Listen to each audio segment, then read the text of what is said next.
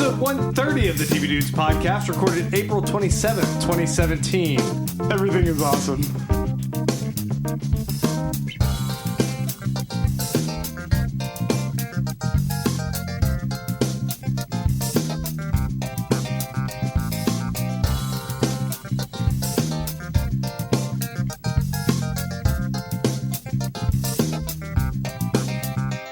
All right, guys, we are back.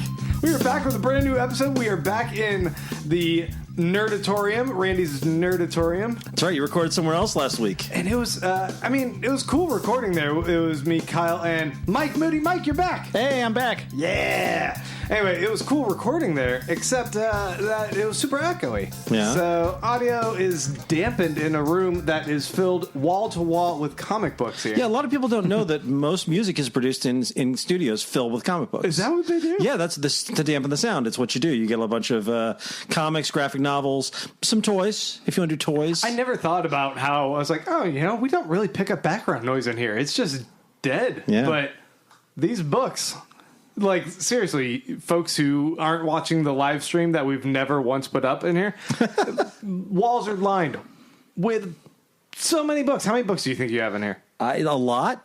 I don't know numbers. You're not like Fenton Crackshell. What's his name? Who the hell is Fenton? Is that... You don't know Fenton Crackshell? Is that? Am I right by the name? I don't know who the hell you're talking about. What are you From, talking DuckTales? about? No. Oh my god. That's a deep reference, man. I want to say it's Fenton Crackshell, the nerdy guy who becomes Gizmo Duck. Okay. And he can count everything immediately. Like he can just look at something and be like, that's 555,000 whatever books. You know what's awesome? What? I've never seen DuckTales, and so to me it sounds like you're having a stroke right now. People who watch it might also think I am.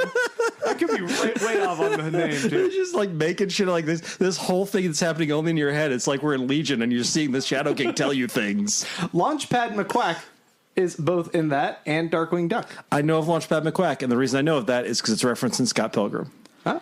Well, that's really the only... You never watched Darkwing Duck? I never watched Darkwing Duck. Darkwing Duck was not in DuckTales. No. You Launchpad was... Yeah, Launchpad was, but Darkwing had his own show. Yeah. I'm sorry. Did Okay. I speak? Yeah. The Venn diagram here, though, is people who know Darkwing Duck, people who know DuckTales, people know neither, and we're all in different parts of the Venn diagram. Get your ducks in a row, man. Oh, boy. Oh, boy. Apologies. So, this episode, we're talking about ducks. Just everything related to ducks, folks. I hope that you guys strapped in. You guys think Howard the Duck's going to be in Guardians of the Galaxy 2? We'll talk about that on the Patreon. Okay. Patreon's going to be duck themed, too. I said that we're going to talk about ducks, but I have no agenda, so we're just going to have to wing it. Wing. And there's going to be a hefty fee for this. I'll just put it on your bill. No. I did it. No. I said it. Oh, you got it before me. Oh, boy. Well, what news items have you plucked from the internet? Nice. Nice, but it's not news time. Everyone just turned off the podcast. Everyone. They're all done. Folks, we are talking about 4 fucking amazing shows. I'm super excited about this. We're talking about Silicon Valley, which is back on HBO. We're talking about Fargo, which is back on FX. We are talking about the second episode of The Leftovers because I'm not going to shut up about it. And we're going to talk about the third episode of Better Call Saul. You know Because I'm not going to shut up about it. True. I'm thinking maybe I should put the third episode of The Leftovers or the second discussion of Leftovers. We should just do that separately. Because I wrote out stuff I want to discuss. It's gross. It's gross how much I want to discuss it. But it could just be a super long segment. Anyway, we are the TV Dudes. I'm Grant. I'm Randy. And I'm Mike. And Mike is Mike Moody of Permanent Record Podcast Network, as well as Marvel Binge TV. Marvel TV Binge, I always fuck it motherfucker. up. Every time. I'm a mess. Anyway, also the Mr. Robot O podcast. Mm-hmm. And what's your other ones? I have a new podcast coming out called TV on the Pod. It's all about TV podcasting. You guys are on it. Mm-hmm. Yeah. It's launching in a couple weeks. Too many podcasts, man. Too many. No such thing. Before we get there into is. all of our stuff, guys, I want to say there's a couple ways you guys can support us. iTunes. Go over to iTunes, give us a 5-star rating, write a review. We'll read that here on the show. Gentlemen, can I get a little maybe Battle Hymn of the Republic or the anthem hummed for me? I can give you DuckTales. Okay, let's do that. Life is like a So, folks, we haven't had a lot of reviews. Grant just told me we have not had any reviews since October on iTunes. We know you love us. We can feel the love. Plus, you support us on Patreon. So, we ask you to please go to iTunes, give us a 5-star rating, write us a review. Grant will read anything you put up there. Oh, anything. So, do it for yourself. Do it for the TV dudes. Do it for the Permanent Record Network. Do it for America. Wow, that was nice. And I forgot the words to the rest of that song. So, but Mike and I think carried it for the most part. We did all right. Another way you guys can help support us is over at patreon.com/TV Dudes. There you guys can make a per episode pledge. And in exchange, I can't say that part, but in exchange, you guys can get bonus exclusive podcasts. We do little mini podcasts about up to 30 minutes each episode, and we're just kind of talking about anything but TV generally. Yep. That's our one rule, since we talk about everything TV here on the podcast, anything that's a catch-all, something. Last week, we talked about that unicorn frappuccino, among other things. Yeah, that was a great subject you picked. I feel like it started off good and then it kind of went off the rails. But anyway, that's up there and people get to hear it. We have 2 new pledges this week. Samuel Evans, welcome. Thank you very much. And what's this one say here? What's that guy? Mike? That's me. Mike Moody is now a patron. What? Give us all your money. I think this is us finally getting our paycheck from Permanent. Oh, is that what that is? Good. Yeah. Great. That's good. Yeah, new revenue stream for you. Yeah. Congratulations. Sweet. Well, thank you, buddy. I hope you enjoy your conversation with us this week. It's the only way I get to listen to it, so yeah. All right. Grant. Damn it. You're forgetting a third way that people can support us. There was no third way last week. I know. It was a third and fourth way maybe I should suggest this week. No, third week. What we got? So, I've become kind of a fan of the Fast and Furious movies of late. Oh, yeah. I sort of dove hard into that one. I saw you binge. Yes, I did. Now, in the 7th one, they do something kind of crazy. They drop a bunch... Okay. Yeah, that's zany only the 7th one. Oh, no. Yeah, it takes 7 movies to get to crazy in Fast and Furious. It does get crazier as it goes along. In the 7th one, they drop a bunch of cars out of a plane with a parachute. Yes. Sure. And what I think is great about this is a marketing opportunity is what you can do. You can go to those car wraps where you like do a big wrap of the TV dudes, each of our faces. We've got all that great art that Kyle did for us and you mocked up for us of all our faces. You put a wrap on a custom car, probably some kind of cool hot rod. You drop it out of a plane that skywrites the TV dudes. So everybody's watching already. Okay. Then they watch this car plummet to the earth. There should be a parachute in the car. And then the car hits the ground, drives up, and they see the TV dudes just driving through town. That'd be kind of cool. That'd be a great promotional gimmick. I think someone should do that. I mean, I feel like that's the most expensive one you've come up with. You think so? You think that's the most expensive? I think it is. You guys can do it yourself with all that Patreon money coming in. That's right. Yeah. Butter sculptures. Yeah, if you're crafty enough at Luby's, you can do that for free. But that one's going to cost some people some money. That's true. I was gone for a week. I wanted to step it up a bit. Well, thank you. All right, last but not least, we want to say that as part of the Permanent Record Network. Permanent Record. There we go. We are promoting some of our other shows on the network each week, and for this month, we are promoting Pilot Watching with Key and Clyde. You guys can go check out Pilot Watching, and it's at pilotwatching.com or at permanentrcrd.com. Permanentrcrd.com. And each week they do a little banter. They talk about some news, talk about the haps in the TV world, and then they also delve into a particular new pilot that they're checking out. There are a lot of pilots, it turns out. Yeah. I would say almost every single show has one. What? Is that true? Yeah, I think that's right. Yeah. According to Kyle, Ghostbusters... the real Ghostbusters on Netflix does not have a real pilot. It has a 4-minute pitch, and then it goes into the show. Okay. I would say that 4-minute pitch... That's the pilot. Yeah, right? It's the pilot. Yeah. Whatever, Kyle. Anyway, let's move on to listener questions. If you guys like us on Facebook, like us on Twitter. We post up questions. I actually posted it on Twitter, so I'm saying it. I'm advertising Twitter. Oh, well. Yeah, our Twitter handle is @TVDudes. and we're also at TV/TV Dudes on Facebook.com. If you ever see something on Twitter from TV Dudes, it's probably Grant. Yeah. I don't Twitter well. I think I revoked your privileges. That seems fair. That's probably a good idea. Our first question comes to us from Mike S. Chung, who says, I plan on naming my firstborn child after you, Grant Davis, because of your sexy and silly voice. That's how it's written. I had to do the voice. That's not in there at all. That's just you. No, he seriously says that he's going to name his firstborn child after. Yeah, that part's there. Yeah. So is that part written in Comic Sans? Or why are you talking like that? I was just wondering if you could talk a little about the trials and tribulations with raising a child. You've got a story from today. Oh, man. My hide and seek story? Yeah. Okay, yeah. So I was playing hide and seek with my two little girls. One is 4 years old, just turned 4, and the other's a year and a half. And we were playing a few rounds. It was kind of fun. The youngest one can't really do it, so I'll take her and put her places and let the older one go and find us. Yep. Right? Mm-hmm. So my older one, she decides that she's going to go to the bathroom, but it's her turn to count. So she's going to go pee real quick, and then she'll come and find us. Mm-hmm. A likely story. Cool.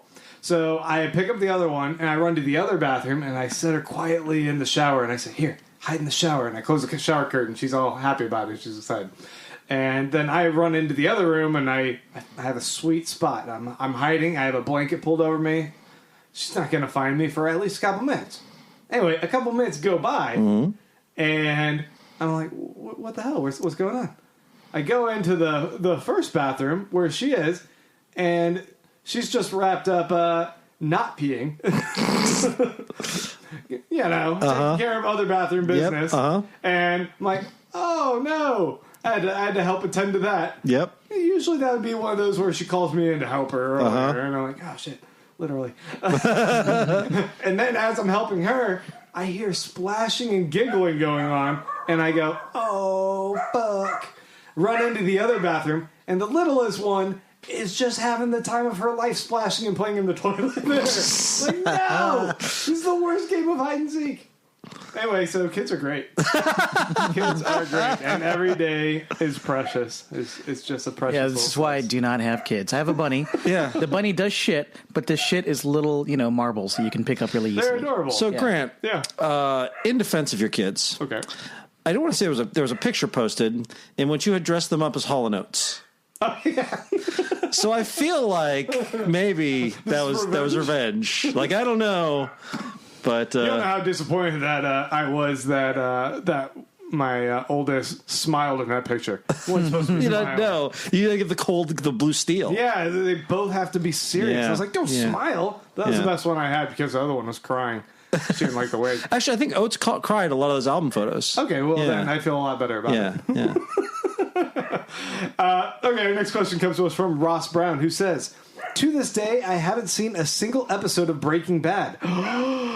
Not because of lack of interest, but because there's just so much TV. Do any of you have a popular or acclaimed show that for some reason you've just never seen? I was trying to think if I had any. The one I can think of is Parenthood. I've never seen as much as a minute of Parenthood. It's got a great cast. It's by Jason Katims, who did Friday Night Lights. Have you guys seen Parenthood? Yep. No. Oh, it's fantastic. Yeah. Yeah. I know it's good. I just I haven't had time for it. There's lots of shows I haven't finished, like the one about the secret computer that picks out people to save. Person of interest. That's it. Right, yeah. Secret computer. I love your descriptions of certain shows. That's actually the original title. That's the only time I remember. Season of that. American Crime. I still haven't gotten around to watching any of. Yeah.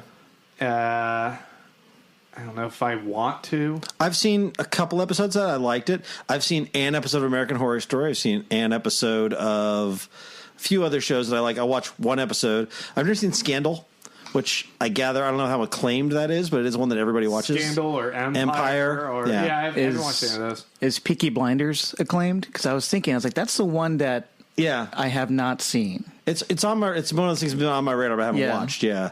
There's a few others. You're the worst. I haven't seen a single episode of. So. You are the worst. I know, and you tell me this every time. I haven't seen any of Broad City yet. What? It's so crazy. Yeah, I don't know what's going on in either of these shows, really. See, that's what you need is something on that level, because Breaking Bad is one of those, like, everyone should have seen Breaking Bad and The Wire and a few other shows. The Sopranos. Mad Men. Deadwood. Yep. Yeah, anything. It's a big list. It's a big list, actually, apparently. The Walking Dead. Yeah, all of Walking Dead. Every single episode. You're going to be disappointed, but you still at least should have seen some of it. Fear the Walking Dead. Fear the Walking Dead, every episode. Pass. You have to watch it forward and backwards. Kyle Volte says, "Hey, TV dudes. Since shows like Feud or The People vs. O.J. Simpson are essentially modern-day miniseries, are there any miniseries from the 70s or 80s that you'd like to see redone?" Mike, you got any? Oh, gosh, from back then. See, because my first thought is V. I want V done as a cool-ass miniseries, but they did a crap-ass version of it, and I want them to do a good-ass version of it. That was a terrible show, wasn't it? Yeah, it was a terrible show. It was really poorly done. And it was in the Lost era, too. Yeah. I think it had Marina Baccarin from Firefly. It had good people in it? Yeah, it had good people in it, but... It was terrible. Oh, man. It was really awful. Yeah. I'm going to go with something that's very much in the current conversation right now. Yeah? Perfect Strangers. I want it as a miniseries. But that wasn't a miniseries that you can resurrect. But okay. That was an exceptionally long miniseries, Grant. I want it 7-year miniseries. As a miniseries. That was a miniseries, yes. Yeah, they're having a moment, aren't they? Mark Linn-Baker is at least. Yeah. Wait a minute. If we're repurposing, I want a Three's Company miniseries. That's what. Give me that. Give me a Three's Company miniseries. No, I don't. No, I don't want to see somebody try and be John Ritter. No. Yeah, that's true. You don't want that. Benjamin Hamill says, "Have you guys been watching Feud or FX, by the way? I'm surprised at how much I ended up loving it. Feud is definitely one of my favorite shows of the year so far."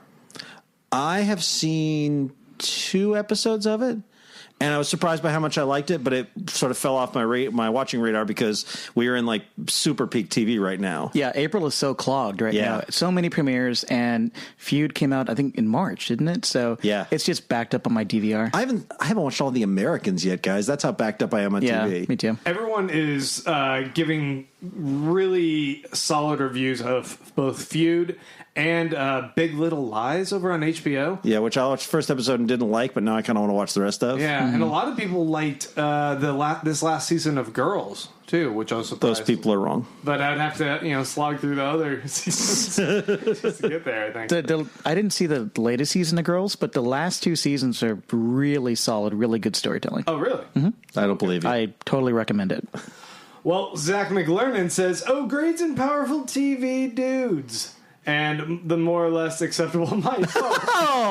Hey, blasphemer from Permanent RCRD. Permanent RCRD. And marked 1 by the Faceless Men.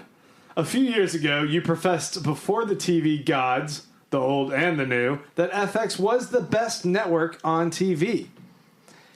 As the standard TV season draws to a close and the summer season draws near, has FX continued to maintain its dominance, or has it fallen behind a new rival? And if so, whom and why? FX still dominates, and because that one word is Legion. Nothing was better than Legion the first quarter of 2017. Yeah, I agree. I mean, Legion, The Americans, this season of Fargo, we only have 2 episodes, and I know it's already going to be as good, if not better, than the previous. I mean, now, if you want to argue against it from a devil's advocate standpoint, The Strain. And Taboo. And there haven't been like a lot of new breakouts. Like the FX does not have a deep bench right now, but everything they've got is pretty great. What's that Man versus Love or some shit? I don't remember. Man-Seeking Woman. Man-Seeking Woman, which that I got actually canceled. Oh, did it? Yeah. I actually found that pretty funny. I liked the first season. I never watched the second one. Did they cancel Sex and Drugs and Rock and Roll? Oh yeah. I hope. Yeah. Yeah. It was I mean, not that's the thing. FX has some anchors dragging it down, but its heights are so high. The only one that's close to it is HBO, right? Do you think HBO is better? No. I can't quite. Nothing on HBO. I don't love anything on HBO as much as I love Fargo and Legion. But I do love Game of Thrones, Veep, Silicon Valley, Leftovers, Westworld. I love those potentially more. Not me. Fargo and Legion are my favorite shows far and away. It's funny, I can think about shows that I love, but rarely do I think about the channel or the network or the brand. I'm just not there anymore, you know? Yeah. And Netflix, it's great, and then sometimes, I mean, they're cranking out so much stuff that dilutes that greatness. I don't know. Yeah, I still would declare FX the best network on TV. I think the only thing that's challenging them is HBO. Yeah. All right. Our final question comes to us from Shlomo Willick, who says, "Hi, dudes. Was just wondering if you could replace President Donald Trump with King Joffrey from Game of Thrones. Would you?" What the fuck kind of Sophie's choice is that? Joffrey's... this is going to be a spoiler. Joffrey's corpse? We're far enough past it for that not to be a spoiler, I think. We're good. Joffrey or Trump? Live Joffrey versus live Trump? I mean, I feel like at least with Trump, he doesn't know what the fuck he's doing, so he's inept. Yeah. Whereas Joffrey was evil. Yeah, that's the thing. Trump is cruelly Evil indifferent and nature. narcissistic. Joffrey was actively cruel. Yeah. He enjoyed. He had a sadistic streak that I don't know that. For Trump to have a sadistic streak, he would have to give a shit and realize that other people existed, and he doesn't do that. Joffrey actually knew people existed and hated them. We don't do politics discussion here on the main show, but I will say I just read something about how Trump was considering pulling out of NAFTA, North American Free Trade, and he had to have all of these advisors come in and like point out like on maps like, here, these are the people that are going to be affected here in the U.S. These are Trump supporters that you're really going to hurt. Here are all the bad things why you shouldn't do this. And he's like, okay, guys. Let me pause on another one for you. Trump, but instead of Steve Bannon being his advisor, Cersei. Which one do you take? I am on season 2 of Game of Thrones, so I can't. I'm not even going to posit an answer. I mean, everyone hates Bannon, so I'll keep Bannon.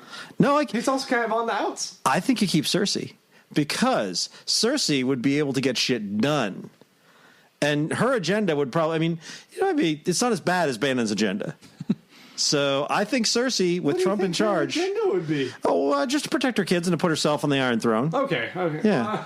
I mean, if you think about it that way, maybe. I think Cersei would be, she's a woman, so I'd rather have her than, another white dude. Yeah, she's not trying to completely dismantle the state as we know it. Yeah, I think, granted, there might be some fireworks. I'm not trying to want to spoil anything for Mike later on. There might be some issues that go on with Cersei if she was in charge. But I don't know. I feel like if Cersei or Bannon, I'd take Cersei. Guys, I don't know. This whole discussion's giving me anxiety. Let's take a break.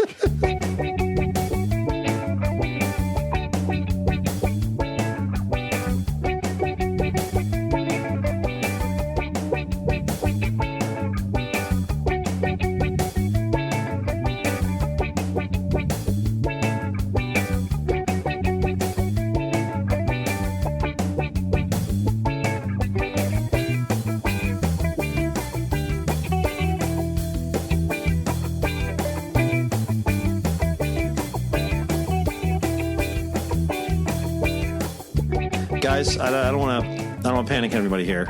It's too late. That Game of Thrones Trump thing. Ugh. Well, I've got some bad news for TV fans. Oh, no. Powerless has been canceled.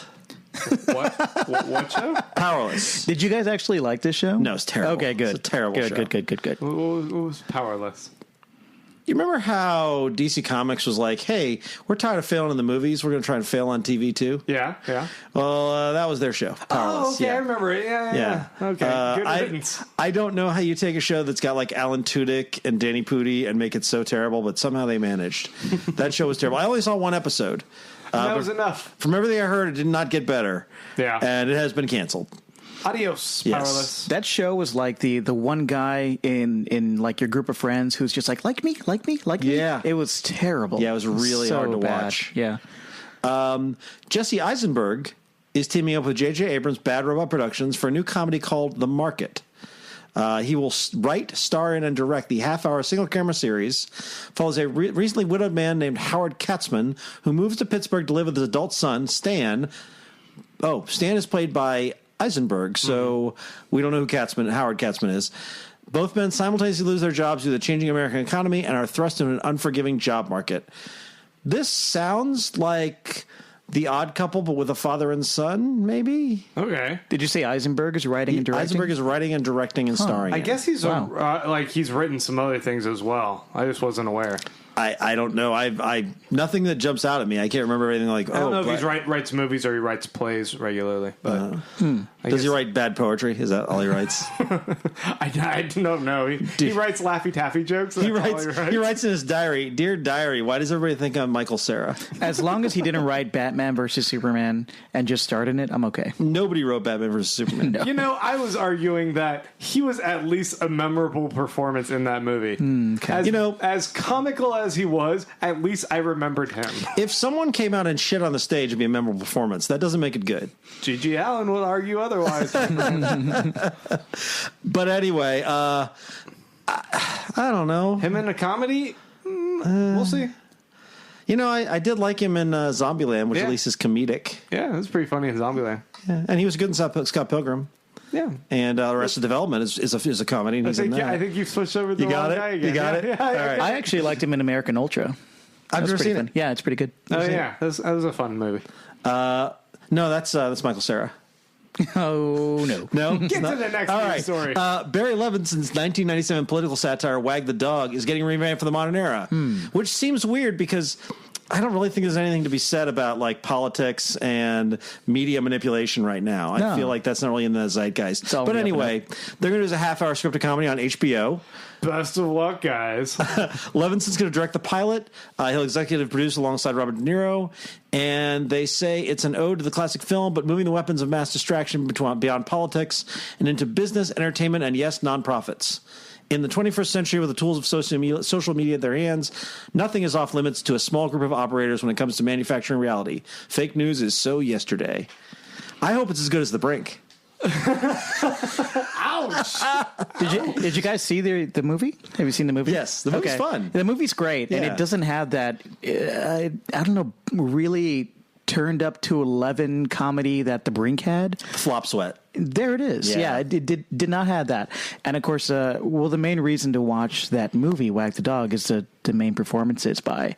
You got De Niro and Dustin Hoffman working off each other. So here's the question. Are they going to do like a straight up like buddy comedy type thing with the two operators, or will they do more of an ensemble like that Showtime show Veep?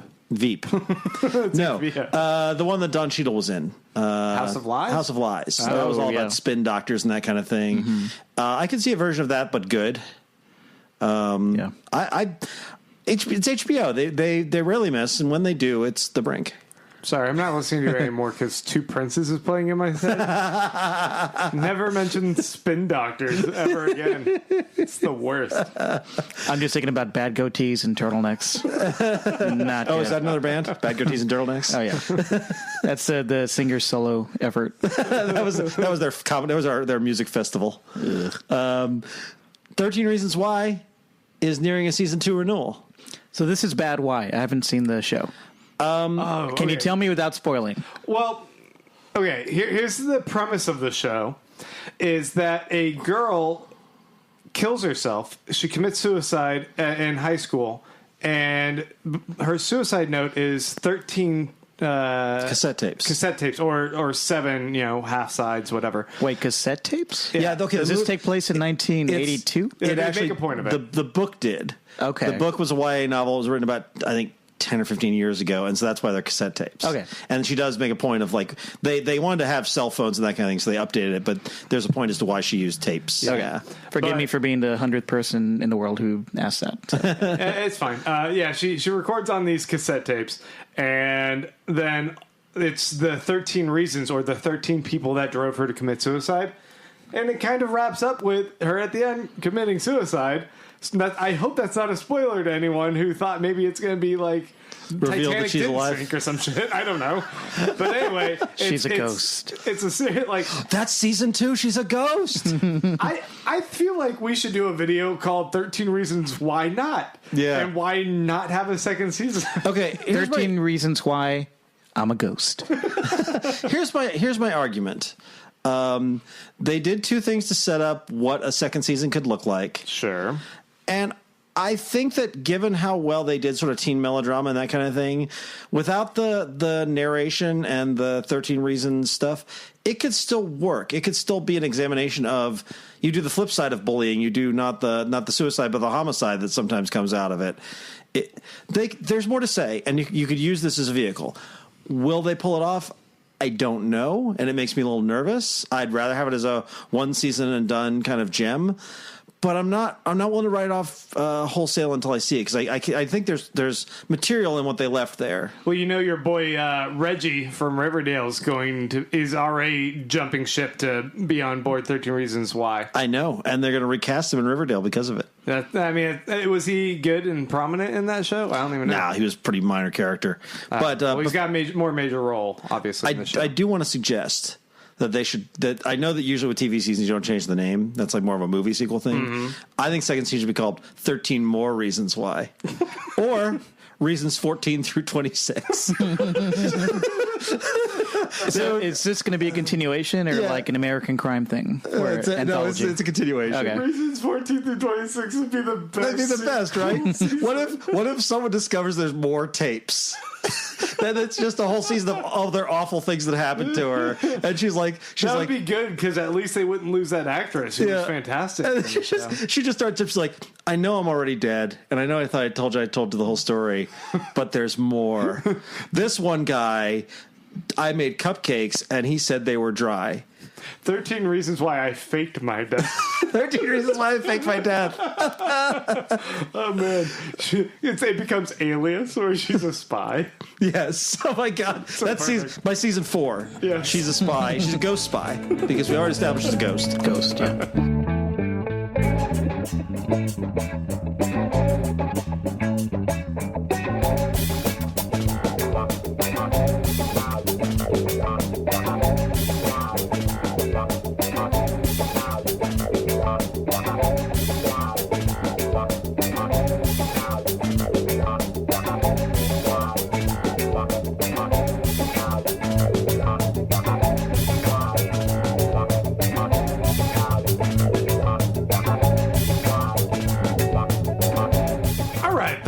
We're going to be talking about these 4 shows in order. First, we're going to kick things off with Silicon Valley.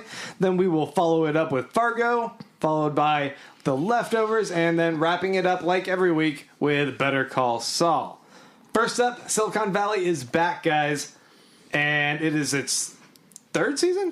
I believe it's 3rd. It's the 4th season. 4th season. You're right. It's 4th season. Yep. All right. Well, what'd you guys think? I liked it, although it wasn't like when Veep came back where I was just so happy to have it back. I think Silicon Valley generally rides below Veep for me. Really? Until the end of the season, when I wind up liking Silicon Valley better. That always happens to me. This happened to every season, I think. What do you think, Mike? It was great. I mean, confession, I've only seen the first 2 seasons, so I jumped to watch this premiere. Because I just, I figured it's a comedy. I don't really need all the backstory too much, right? Nope, you need the backstory. I don't think so. I mean, they did a really good wrap up of the previous season. Yeah. And I don't know. I kind of feel it, and at the end of this one where Thomas Middleditch's character kind of goes off on his own, I still felt like the emotional pangs of it, like, oh, he's leaving the crew behind a little bit, even though... Yeah, I think they did a great job kind of emphasizing that. Yeah. I loved it. I am so invested in these characters that to just see them all back like this. Yeah. It was really exciting. I think that they kind of dropped Guilfoyle and what's his name? Dinesh a bit in this. Like they're kind of just playing some minor roles in the but they're clearly going to have a big story going on. Yeah. I mean, it establishes where they're going and how that's going to be a competitive or maybe an antagonistic force at sometimes to Thomas Middleditch, whatever the lead guy's character's name is. Blanking on it now. How long has the douche investor been gone? Russ Hanneman? He was gone for 1 season. Now he's back. I'm so glad he's back. He wasn't in last season, was he? I think he popped up last season. Maybe once once or twice. Like he was trying to make a play for something, and as part of the company. The scene was so good. When he shows up and he's cursing at the kids' school, and he's oh man, yeah. Here's my one issue with Silicon Valley. Okay. Does anybody else feel a little bit entourage-y occasionally? Like everything always works. Every time it works out for them. Yeah. It's a little bro-y. Yeah. I never feel like nothing works out for them. I feel like they always are like fucking themselves over right at the last minute on everything. Yeah, every step of the way. but they always they come together again, and they get their. Like there's no point at which I'm like, oh, these poor guys are going to move back to their parents' houses because their company didn't work. I'm like, these guys are going to be rich. What would be the show? Vince is always going to do the movie, Exactly. and he's always going to be okay. Yeah, I do kind of feel that every time I get to the end of this. They're all still living in the shit house, and they're all constantly shitting on each other and being treated by shit by everyone else. Yeah. So I don't feel like it's the bros winning all the time. That's fair. And patting each other on the back in Entourage. Entourage just became watch these dudes hang out with babes at parties. And that's all it was, and it was just so douchey. Yeah, that's true. I was disappointed when I tuned into this premiere after skipping the last 2 seasons to see that they're still kind of at the same place.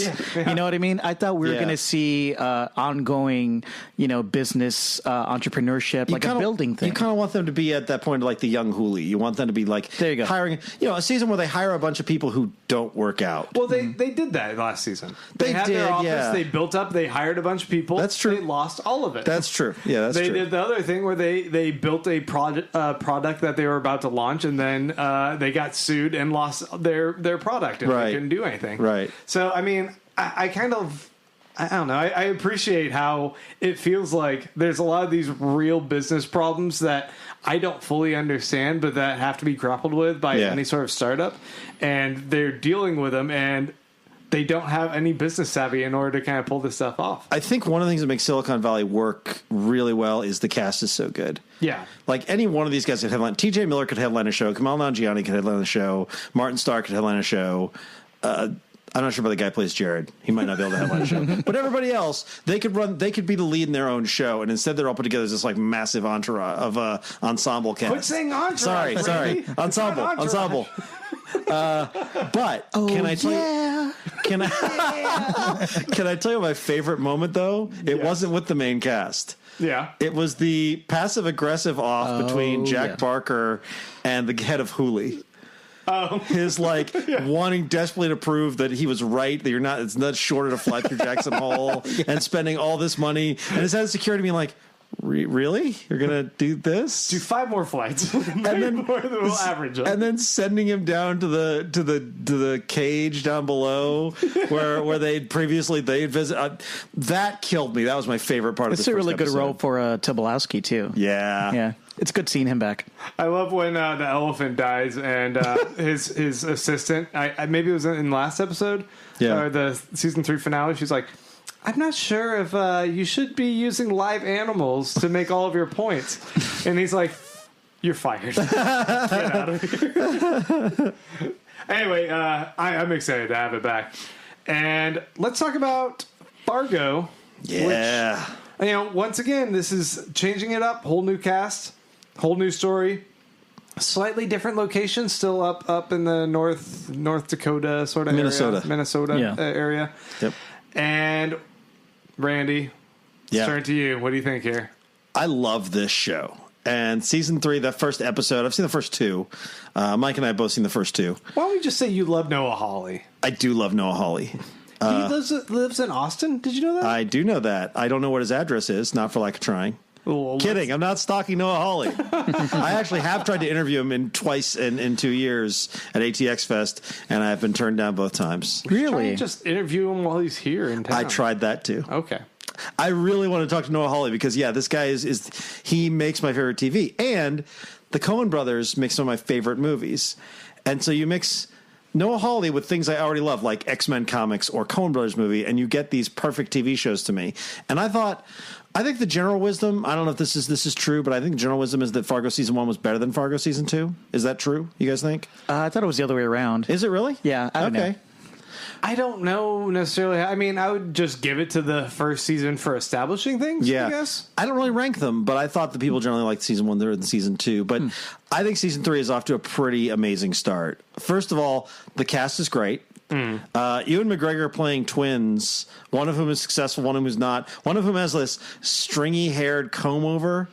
Like they are mustache. They're giving the Americans a run for their money in the wig department in this one. That's fantastic. It's really convincing. Yeah, it's really and good. he's a younger brother. Yeah. But he looks like 10 years older. Yeah. Well, because he's a parole officer. That's definitely going to age him. Right, yeah. And then Carrie Coon, who's great in everything she's ever in. Yay. I think she might be on the show we're talking about this week. Mm-hmm. Yeah, But yeah. we'll see if we'll talk about that And technology doesn't work for her on this show, just like it didn't work for her in The Leftovers. one. Maybe it's Carrie Coon. Maybe she can't use technology. She can't do technology. If you're trying to get a good Wi-Fi signal, do not hang out with Carrie Coon. Mary Elizabeth Winstead as the awesomely named Nikki Swango. All these names are bonkers. Oh, they're all great. The Stussies, Gloria Bergel. Nikki Swango is my favorite character so far because she's in this relationship with this loser guy because he's her parole officer, but she clearly she can pick locks. She's done time. She's quick-witted. She's a calm woman. She plays bridge competitively. She is clearly the smart one. She's a murderer. She's a murderer when the opportunity arises. This is her first murder if we're to believe her.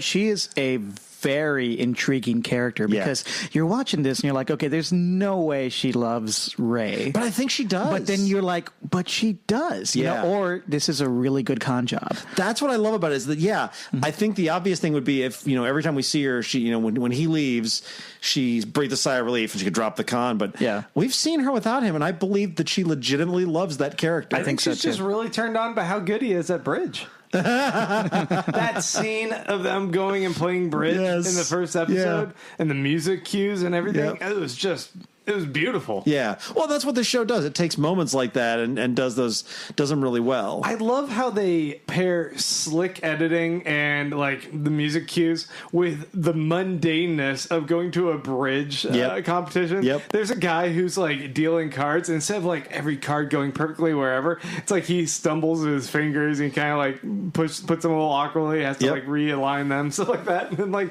yes, it's just perfectly feels like Fargo. The music use here is great. I mean, anyone who liked Legion should be watching Fargo, and vice versa. Yeah, it's similar. The stylistic, the look of the whole thing. It's beautiful TV.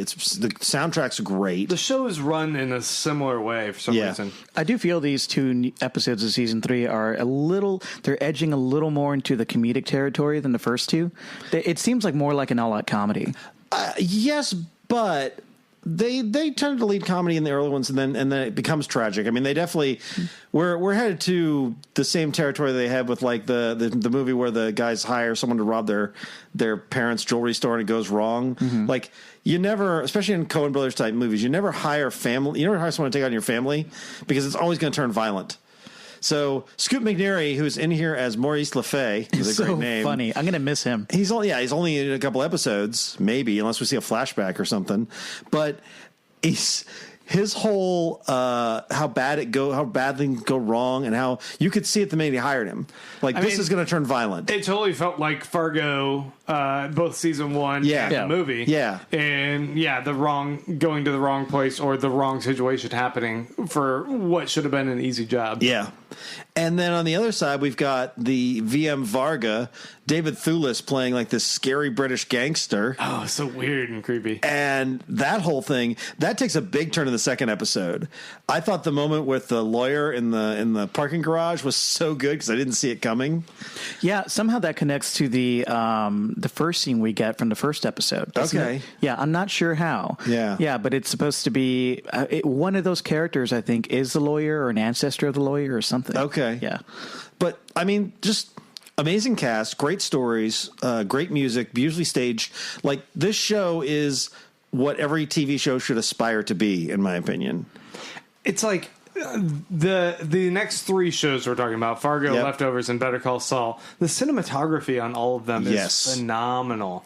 The thing about Fargo that it's Leftovers can be a little heavy, and Better Call Saul can be a little slow. And I love both those shows. Don't get me wrong, I love both those shows. But I was thinking Better Call Saul was this is my favorite show on TV right now. And then Fargo came out. I'm like, nope, right, it's Fargo. Oh, yeah? Yeah. I will Far and say away. that the one negative thing about Fargo is sometimes it will go into tangents a little more than the other shows, and sometimes those really pay off, not just with visuals, but with character moments, but Yeah. sometimes they don't.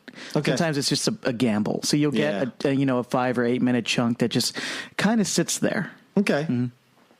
Yeah, I love this show as well. But I love it, yeah. Definitely not my number one of these three. Really? What's your number one, Grant? The Leftovers! Oh, man. Do you guys want to get into it? I'm about to do the dance of joy. Yes. Okay, what did you guys think of that title sequence first off? Hey, guys, we're going to spoil everything about this. Yep. Because I can't help myself. Yep. But let's talk about that title sequence first off. So, I have never seen an episode of Perfect Strangers. What? Never, ever. Oh, well, Mike, what did you think? So here's the thing. I didn't know that music, so I didn't get the gag. You didn't know it immediately? No. Oh, man. But I loved it for the juxtaposition. Okay. And then when it was explained to me later, I was like, oh, that's even funnier. Yeah. I had that spoiled for me. Oh. I watched it on Tuesday, and it might have been a Twitter post or something. I was like, oh, fuck, I wish I hadn't had that spoiled. I knew Mark Linn-Baker was going to be in the episode, so I was looking forward to that. But yeah, I did have that spoiled. But still, it was like a really exciting moment when it happened. By the way, Mark Linn-Baker, how good is that guy here? Yeah, he's great. I mean, he was kind of like he was a throwaway joke that was kind of put in this show. Yeah. Like, one of the writers just had this idea, kind of a silly idea that, like, what if all of the cast of Perfect Strangers were one of the people that disappeared? Yep. Like, wouldn't that be weird that all four of them, the two lead guys and the two lead women, all disappeared? And then they go, wait, what if Mark Linn-Baker, he didn't actually disappear, but he saw that his other three did, and like he couldn't handle it, so he like ran away, went into hiding in Mexico, and so they have a nod to that in the second season, and for it to come back in this third season, and just like not only that, they fully embrace the joke of it. First off, in an episode called "Don't Be Ridiculous," which was the catchphrase from the show. Yep, that Balky would always say, "Don't be ridiculous." Oh, okay. Now you know. I get it. Yeah. Yep. Yeah. Anyway. Like they embrace that is what's going on with this episode, and then put him as himself in the episode. I love it. I love that. Like they start talking about the actual similarities between Nora Durst's character losing three people close to her, and the statistical comparison to him losing three people. He's like, do you know what the chances are? And she knows right off the top of her head, because she lost both her kids and her husband, which is such a statistical anomaly that like people consider her one of the like most affected people on the planet with how bad the 2% disappearing affected her. Yeah, this was a great episode, not only for the Mark Linn-Baker stuff, but for Carrie Coon. Like, my favorite episode of The Leftovers is from season 1. Yeah, when she goes to New York. When she goes to New York. Me too. It's all her. Yeah, for sure. And this was kind of another, like, it was almost a sequel to that. I would definitely call it a sequel. They're definitely calling back to it, yeah. So, I mean, I want to jump into just starting from the beginning then, if that's fine. Well, before, can I just say, on April 13th of this year, I had a Facebook post that says, I think Mark Linn-Baker is to blame for everything on The Leftovers. I didn't exactly get it right, but I did call that Mark Linn-Baker would have a deeper presence on this show. Nice. So if we start with the introduction, we see that the Tower Man, the guy who's been like chilling in the tower and proselytizing and ignoring everyone else and being the most devout possible, we see him fall off the tower and die. Yep. And then it jumps right into the interview that Nora's conducting with people, which we're led to assume, because she's involved, people are claiming it was a disappearance based on last week's episode where she's like, if they claim it's a departure, they go through me. Yep. And like, oh, so people are trying to claim that because they tried to do a cover up. And it was fascinating to just kind of watch how they're doing this back and forth. The wife who you see is talking to her, Brett Butler. Brett Butler. Yeah. Another early 90s sitcom star. She was in the last season. She was one of the people outside the gate. Yeah. So you see that she was one of the people waiting to get into Jordan, and then in this past 3 years, I guess she's just been posted up by the tower helping him out. She was such an interesting presence last year. They just had to bring her back. I'm really glad they did. Yeah. I mean, we're starting to see, though, like a lot of these characters, I don't know if they're getting phased out. Like we see the daughter, what's her name, Maggie? Right. Like we see that she moved away. Yeah, she's like, this might be the last time we see each other. And that might be the case because they might just like bounce to Australia. I think that's true. I think her story is more or less done. Yeah. I mean, and then I'm not sure if we're just about done with like Tommy and the Murphys. That I'm not sure about Tommy because of his direct link to Kevin. And I think that's gonna tie in. And I'm also not sure about the Murphys because they made the choice to put him with Lori. And I feel like that's a reason to keep them in Kevin's life. Like I feel like there's maybe a version of the show where they go to Australia and we never see what happens in Jordan again. Mm-hmm. But I don't think that's the version we're going to see. I think it's going to keep flashing between the two of them. I don't think so either because what this show has done each season, and it's doing it again, you know, the characters, it kind of like Silicon Valley. The characters get to a place that's seemingly okay, but then things start to fall apart again. Right. Like in this episode, it's underlined that Nora and Kevin are together and they're committed and everything should be okay. Yeah, but they're not okay. But it's not okay. It's falling apart. I think we're going to see that for Amy Brenneman's character, and the guy she's married to, Lori and John Murphy. John Murphy, yeah, for everybody. And I definitely don't think we're done with Michael, the Murphy's son, because he obviously put the Book of Kevin on the internet. You think that's how it got up there? For sure. Yeah, because there was that scene in the premiere where Kevin walks in and he just slams his laptop shut, and Kevin's like, "You looking at porn?" Yep. No. Yeah, for sure. Totally. Now, I wasn't here last week. So I didn't get to talk about the first episode back. Yeah. But what struck me about the first episode was how light and optimistic it was for a lot of it, like 3 years later. And I felt like they were really hitting on that acceptance, last stage of grief. The Leftovers all about grief. And so I thought it was interesting to show this, like, Kevin's gotten his life back together. Everything seems great. The town is sort of functioning. And to blow all that up at the end of it, and now we're right back into where we are. So they clearly are maybe more in denial. Everything's great. Yeah. But he has to put a bag on his head in order to feel alive again. Yeah. Right? Yeah, and she can't let go the idea of maybe I can see my children again. Yeah. She can't move on. Yeah, she can't let that go. Yeah. I mean, I love that Nora ends up like confronting Kevin, especially like how that resonates after all the shit she goes through this episode. Right. But when she comes in and like she finds him there, and it isn't like this situation of like what is going on and how could you? She gets it's just like, oh yeah, I used to have call girls come and shoot me in the chest in the first season. So it's cool. I always love when, because neither of them are very good at communicating with each other, but they are perfect for each other because they're broken in similar ways. And so when somehow accidentally they're confronted with each other's damage, they're able to handle it better than another partner would be, which I think is really great. My question to you guys, do you think that Nora is trying to run a sting on these people, or is she looking for her kids, or is it both at the same time? It's both. That's what I think too. No, it's definitely both. I mean, what we saw in this episode was the science, well, I guess the heart versus head of Nora. Right? Yeah. Because she's definitely a skeptic, but inside she wants to believe because she wants to see her kids again. Right. So, yeah, she's definitely split down the middle between being the skeptic and wanting to overturn all these stones and say, no, all this is bullshit. But there's a big part of her that wants to believe, wants it to be real, and wants to see her kids again. I mean, the part where Kevin says he wants to, let's have a kid, and she just laughs at him. Yeah. It's hilarious and it's heartbreaking. Like, given everything that we've just watched her kind of go through.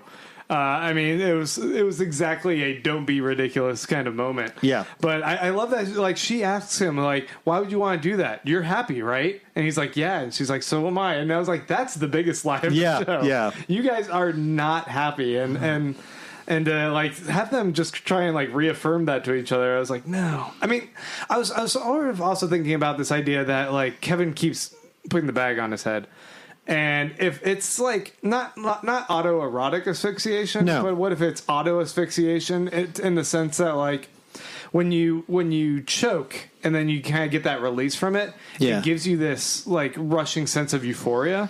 Right. And maybe that's like another like form of like self-medication he's kind of doing for himself? Maybe. I don't read it that way. Against his depression? I don't read it that way. I think every time he puts that bag on his head and tapes it closed, he's playing to die.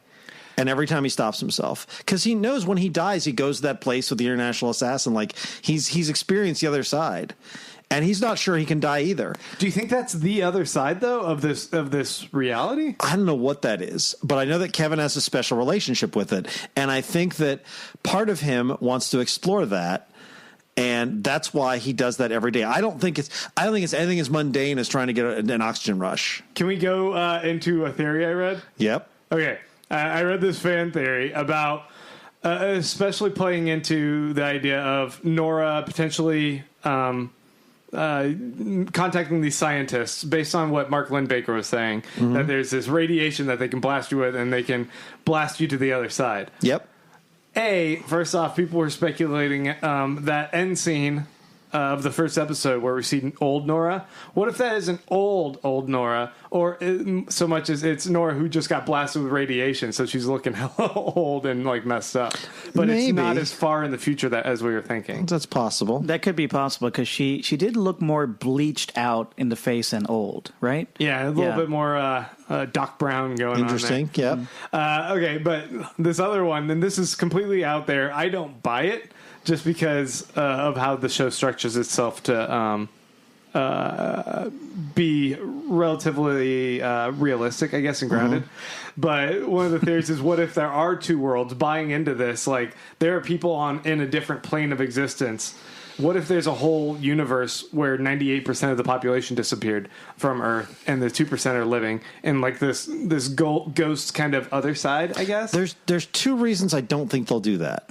Why? One is I think that'd be an unsatisfying reveal. I think that's an and the like other Fringe, man. And the other thing is, if you do it and there's no more seasons, that's going to be really disappointing, and they got to know that. Well, that's not what the show's about. Yeah, I agree. I think that's crazy Fringe Town. I don't see it happening. By the way, I also want to debunk the Nora theory, because if Nora is old woman because she got blasted by radiation, how does that explain old man Kevin? In the second episode? Yeah. There is no old man Kevin. Yeah, there is. Where? He's in Australia. He's being a sheriff. Nope. You don't think That's not him. It's Kevin. It's a Kevin. It's a Kevin. It's not the same. I don't know. No. If you see no. his dad in the hut.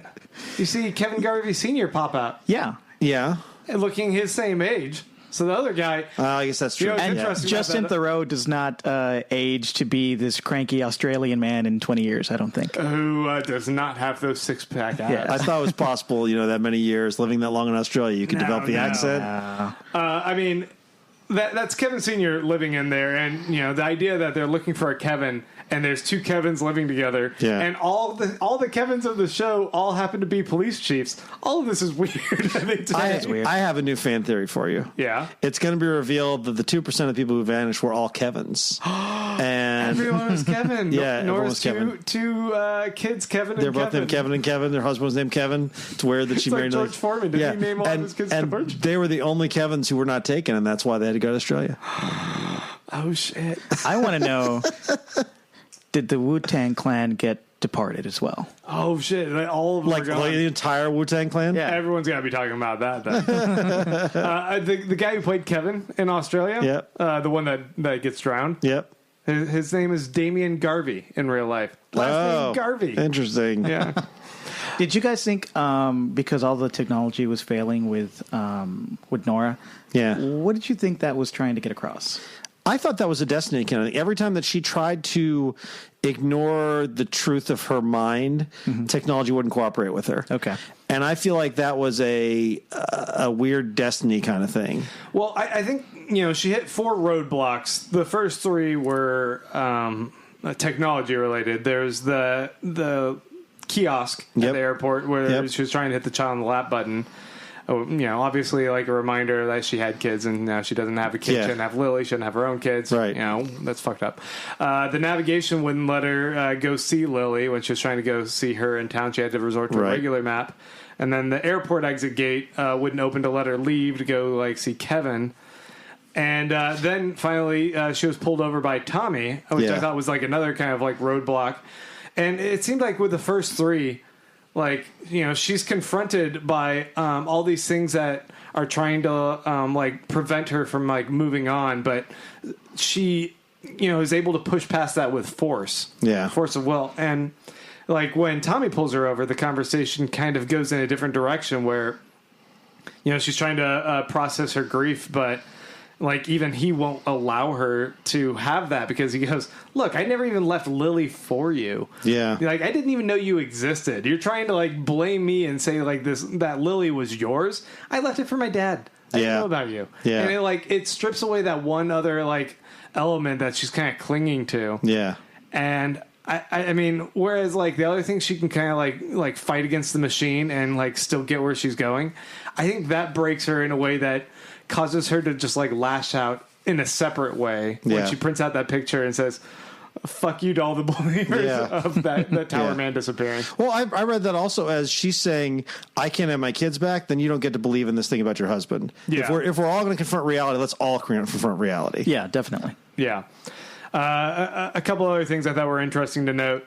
In the hotel, Nora's wearing a white robe. I read this one off of Reddit. Mm-hmm. But she's wearing a white robe and smoking on the bed while watching all those grief videos, which it's a little nod to the GR. I'm glad the GR got drone striked, by the way. I hope we never see them again. Yeah, you think we're just completely done? I hated the Guilty I Remnant. like the visual of the GR, but not really the whole idea. Yeah. It was a little murky. I'm glad to be rid of them.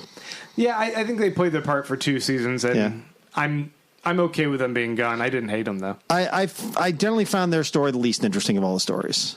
When Nora was at the airport, there's a departure sign behind her, and it was blank underneath. There's no departures on the sign. I thought that was a pretty good little nod there. And, we didn't even talk about... Oh, before we get to the tattoo, Nora, or Matt, when Nora goes to talk to him, he has a nosebleed. Mm-hmm. And they don't just... Damon Lindelof does not put a nosebleed in a story without it meaning something. Chekhov's nosebleed? Yeah, it's a donkey wheel, you know, being turned or whatever. But it could potentially be that his cancer is back. He had leukemia. Yeah, that's right. That they talked about in the first season. Or another theory someone had was that he gets punched in the face because he helped post the book of Kevin online. Which I was like, if they jump back to his story, they show stuff from his perspective. Yeah. He could have just come from getting punched in the face when Nora comes to the house. I do like that they do that. I do like that each episode is sort of a focus on a particular character, and that's a thing they've been doing since the beginning. Yeah. That's a Lindelof thing as well. He likes doing that. It's a good idea. Matt's pretty punchable, too. So, Grant, I have a question. Mm-hmm. How come you haven't done a leftover specific podcast? We talked about it, but we didn't really follow through. Yeah, it just takes a lot of time to do it's a lot of time. Separate thing, right? You're very into this. You're more into this than I've been with terriers, I think. I'm like sweating. I'm like so excited about it. Oh, it's hot in here. Oh, yeah. So that tattoo and the trampoline scene. Yep. That's kind of the last thing we need to cover. That was so good. That was one of the best music. And Fargo did great music cues, but that may be the best. That may be the music cue of the week. That was so good. You know, I paused the TV when she first gets her cast off and covers up the Wu-Tang Clan, and I was like, was that a Wu-Tang band logo? The Wu-Tang band. Big fan. But as soon as I saw that, I was like, what is she doing with that? That's hilarious. So good. What a weird little Easter egg. Yeah. And I'm like, oh, no, that's a huge plot point they're waiting to get to later. Yep. That's fantastic. It's something the Leftovers did really well in season 2, and I think it's doing even better in season 3. There's lots of jokes. There's lots of comedy. Yeah. You know, there's lots of really sublime comedy, but the things that are planted as seemingly jokes have such deeper resonance. Well, there has to be comedy or you'll kill yourself after you finish watching the episode. Well, yeah, but they're not just jokes to lighten the mood. They mean something deeper. Like the Mark Linn-Baker thing could have been a throwaway thing, but they turned it into this wonderful, dramatic piece of storytelling. Yeah, and the same thing with the tattoo. You know, it has this really emotional. It's a signifier. This really emotional arc for Nora. And it was such layers, like drilled down, like like indeed, literal and dermatological. Yeah, dermatological and emotional, but like the fact that she had a cast on to hide her embarrassment of the tattoo. Yeah. The fact that she had the tattoo to hide the tattoo that was previously on there because she was embarrassed by that. And, right. And all of it, like, you think, exactly. You think something's just going to be like this joke, and then, it's it's something that's really painful. Yeah. And I'm always impressed. I think this is a thing that they fixed from the first season, like moving into the second season and then this third one, that like they used to like, they would hit on the heavy notes and like they would really let the sadness kind of weigh on us, the audience, and just like wash over us. And here they'll hit on something really sad and then they'll follow it up with something like bizarre or zany kind of quickly. Because, like, you know, you can sit after the episode and digest it. But I don't think they want that tone to be as heavy as they did in the first season anymore. So, like, we had that heavy scene where she's talking about, like, what the tattoo was. Yeah. And then we jump to them jumping to Wu-Tang on the trampoline. And it's fantastic. But I will say, the thing about Leftovers that I can understand why it puts some people off is it is a depressing show. It's a dark show. I mean, the opening sequence, whether you set it to the theme from Perfect Strangers or not, is so evocative and so affecting. The notion of losing people and the pictures they chose and the way you see like the mom fading out from her kids and the lost people, it puts you in mind of things nobody wants to really confront. Like that's not something you want to think about. And to be able to do that in an entertaining way is a really impressive task. I mean, this show reminds me of 6 Feet Under, just having to go through the process of dealing with grief and loss and how you kind of confront that. Yeah. But it's really heavy. Your head has to be at a certain place to be able to enjoy that kind of show. But it's pushing a new territory because it's about how people process a new kind of loss because they don't know whether or not the people they lost are coming back. They don't know where they are. They just cannot ever find that closure. Right. And I don't think there's ever been a TV exploration of that idea. Yeah, this is fascinating. Last note, in the credits, Lindelof and Tom Perrotta, who wrote the initial story this is based off that's of, right. Yes. they are credited as the Lonely Donkey Kong and Specialist Contagious. I noticed that, and I was the Wu-Tang name generator. The Wu-Tang name generator. Yeah, so great. Yeah. All right, guys. I think I spent enough time on this. I'm sorry. Let's jump back into Better Call Saul, episode 3. You gotta enjoy this. It's the last season of Leftovers. You gotta enjoy this. I'm gonna be back next week talking your ears off. I might actually branch it off into its own separate thing and cut the conversations from last week's and this week's episode or something. I don't know. The Leftover omnibus, like a trade paperback. I like it.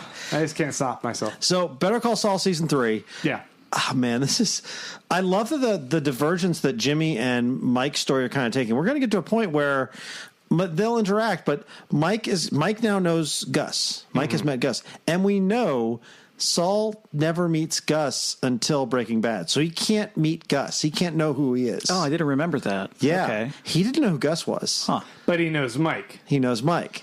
Because Mike's the guy he recommends to Walt. So that's going to be interesting to see that story because Mike is about to learn a whole lot about Gus's operation that we already know.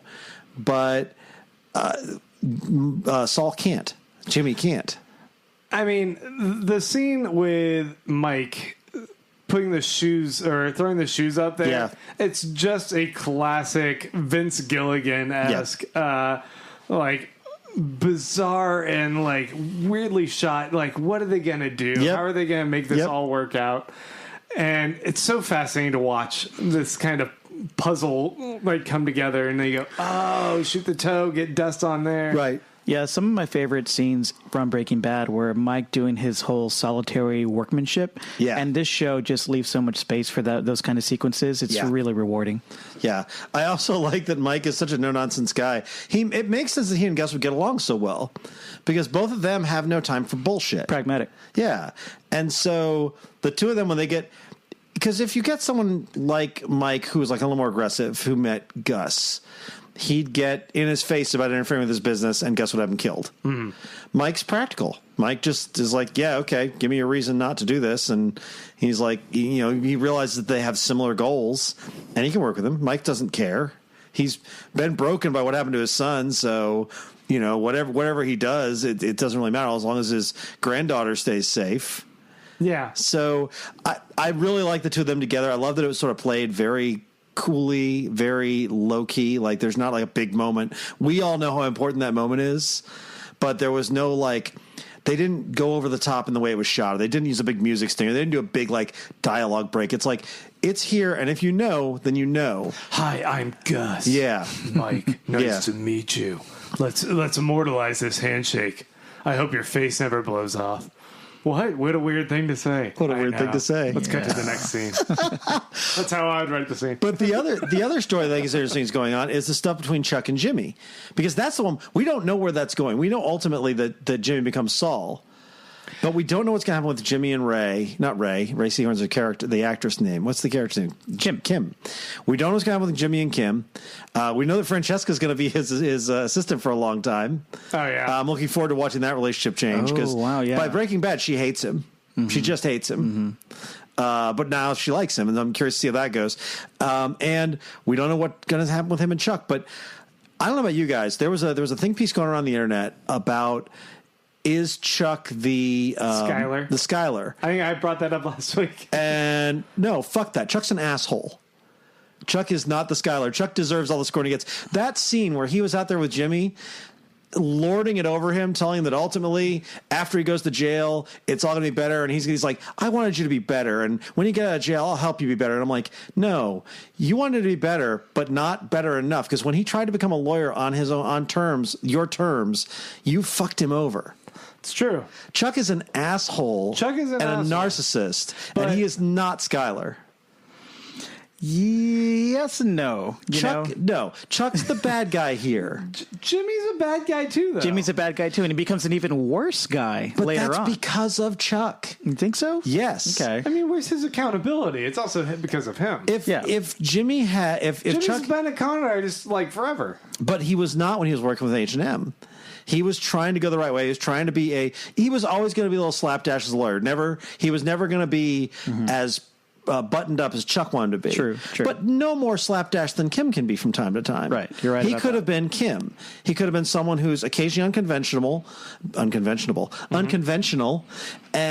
but generally is a really good lawyer. Like we've seen that Jimmy is a really good lawyer. And so if Chuck had not cut him off at the knees and done everything he could to sabotage him from getting that position, there's every possibility Jimmy could have become a much less dangerous chimp with a machine gun. And I think that's on Chuck entirely. I don't put any of that on Jimmy. At some point, Jimmy's like, I got to survive. I got to be who I am. And my brother has cut off every possibility of me becoming a better person. So I might as well fall back on what I do. When he got the great job at Davison, Maine on his own, Jimmy fell into doing his other antics and shit. Yeah, that's true. I mean, it's like that's an innate part of him.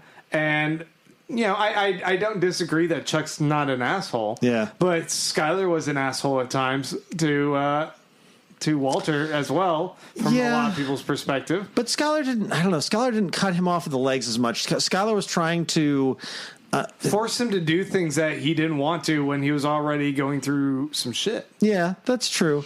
It's different. I don't know. Chuck's sort of patronizing thing. Yeah, it's more complex. The relationship between Chuck and Jimmy here is more. It's less black and white than the one between Walter White and Skyler, because obviously she was always right. Yeah. Well, and I love seeing Jimmy and Kim.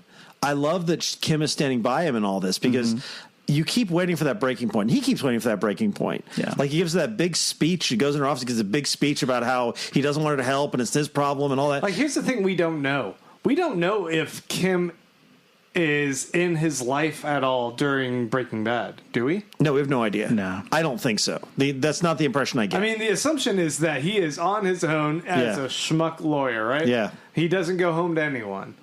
But we never actually see it. But we never see it. Oh, man.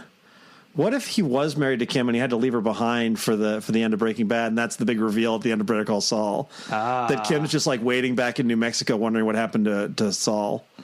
That could be it. That'd be really rough. That wouldn't make any sense. I don't think so. I think he's going to lose her before that. Mm-hmm.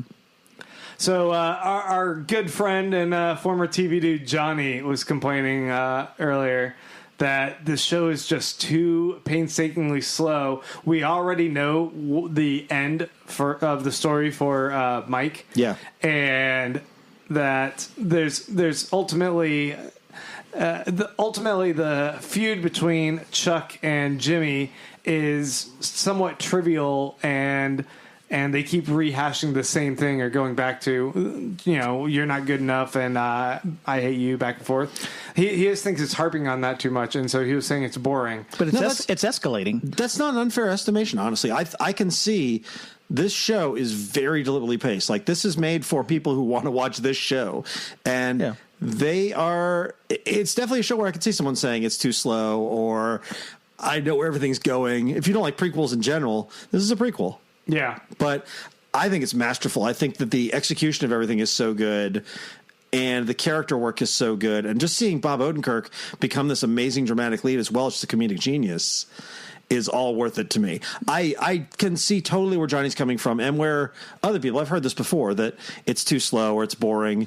And if someone were to put that to me, I could say, yeah, no, I get where you're coming from, but it's still one of my favorite shows on TV. Me too. And I mean, you mentioned Bob Odenkirk, but Michael McKean. Oh, Michael McKean. Everything. Yeah. I mean, what a gift it is to see these two comedic geniuses facing off against each other in these great dramatic roles. Yeah, for real. The show's just a gift. And Ray Seahorn, who's a fairly new actress, who's fantastic in this role, standing up. I mean, the cast here is pretty impressive. Giancarlo Esposito, who's not getting a lot to do, but who's great in this role. Jonathan Cantankerous Banks. Jonathan Banks. His middle name is actually Cantankerous. Yeah, it might as well be. Yeah. And I mean, I just think you put all these talents in a room and you get what, honestly, I think Vince Gilligan is one of the best writers and showrunners in TV. Mm-hmm. I would put him, he's definitely in the top 5. He might be in the top 3. This guy knows how to run a show and knows how to do interesting, unusual stuff with it. And so I'd watch these guys do a show about just about anything. Agreed. Cosign. Well, all right, guys, let's go ahead and wrap it up there because I got to get writing on my show notes for Leftovers next episode. Talk everyone's ear off there. Listeners, we'd like to thank you for checking out the show. Mike Moody, we'd love to thank you once again for joining us. Hey, thanks for inviting me. You're becoming a regular TV dude. What's the name of Mike's podcast again? TV Marvel Binge. Mike. Close. Very close. Marvel TV Binge. There it is. There it is. I know it. He also does Mr. Roboto. Yeah. And he does the TV on the pod. On the pod. There it is.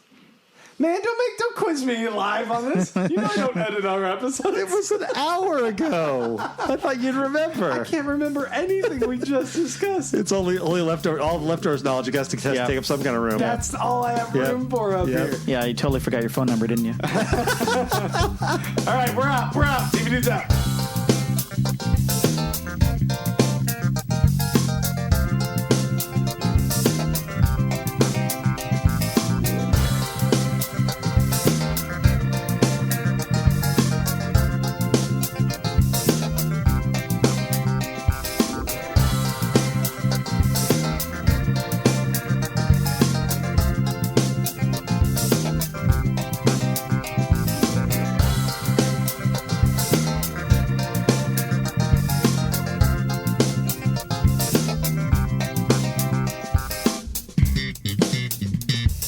The TV Dudes is an independently run podcast and a member of the Permanent Record Podcast Network. We are exclusively listener supported. If you'd like to help us out, please go to patreon.com/TVDudes. You can like us on Facebook and Twitter @TVDudes and help us out on iTunes by giving us a 5-star rating and writing a review. To find out more about us, go to thetvdudes.com and permanentrcrd.com. I'm Grant Davis. Thanks for listening.